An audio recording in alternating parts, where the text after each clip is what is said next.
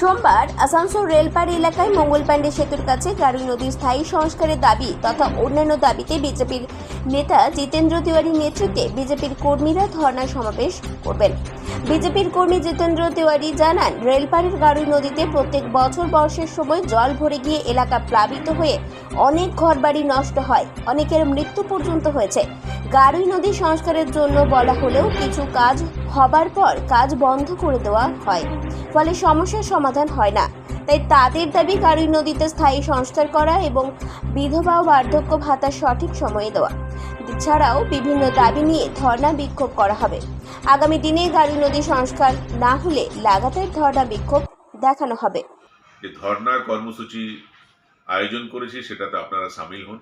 আপনারা জানেন যে গাড়ুই নদী, আসানসোল রেলপাড় অঞ্চলে যে গাড়ুই নদী, সেই গাড়ুই নদীতে প্রত্যেক বছরই বর্ষার সময়ে এত জল বেড়ে যায় যার কারণে প্রচুর মানুষের ঘরবাড়ি নষ্ট হয়।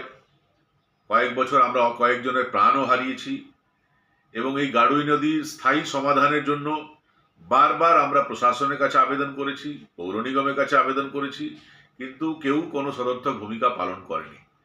গাড়ুই নদীর সমস্যার স্থায়ী সমাধানের জন্য এবং তার সঙ্গে সঙ্গে আসানসোল রেলপাড় অঞ্চলের যে অন্যান্য যে সমস্যা, রাস্তাঘাট, ড্রেন, লাইট, পানীয় জল, স্যানিটেশনের ব্যবস্থা হচ্ছে না, ইভেন যারা বয়স্ক মায়েরা বোনেরা আছেন তারা বিধবা ভাতা, বার্ধক্য ভাতা সেটাও 4 মাস 5 মাস পর পাচ্ছেন।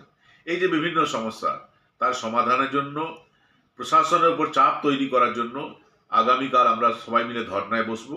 আপনারাও আসুন, এই ধর্নায় আমরা সামিল হই।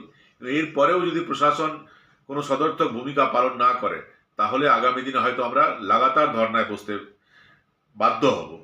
আসুন, কালকের এই যে ধর্না, আসানসোল রেলপাড়ের যে বঞ্চিত মানুষের যে লড়াইয়ের জন্য এই যে ধর্না, সে ধর্নায় আপনারা সামিল হন এবং এই লড়াইকে আরো জোরদার করে তুলুন।